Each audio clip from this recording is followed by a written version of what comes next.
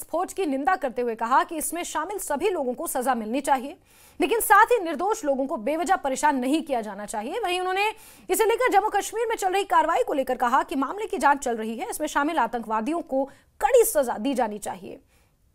अतीत में भी उच्च डिग्री और योग्यता वाले कई युवा आतंकवाद में शामिल पाए गए हैं, ऐसा उमर अब्दुल्ला ने कहा।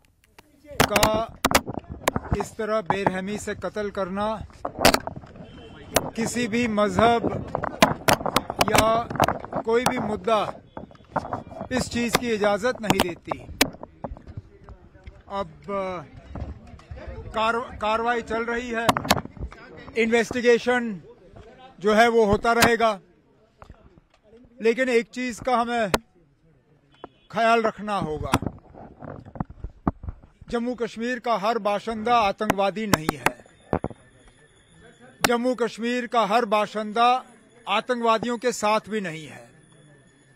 ये चंद लोग हैं जिन्होंने हमेशा यहां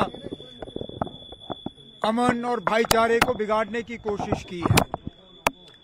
बदकिस्मती से जब हम हर जम्मू कश्मीर के बाशिंदे को और बिलखसूस हर कश्मीरी मुसलमान को एक ही नजरिए से देखना शुरू करते हैं और ये तासुर देना शुरू करते हैं कि हर कश्मीरी मुसलमान जो है वो आतंकवादी है, तो फिर बहुत मुश्किल होता है लोगों को सही पटरी पर रखने में। मैं तो मान के चलता हूं कि जो लोग इस हादसे के लिए कसूरवार हैं उन्हें पकड़ के सख्त से सख्त सजा मिलनी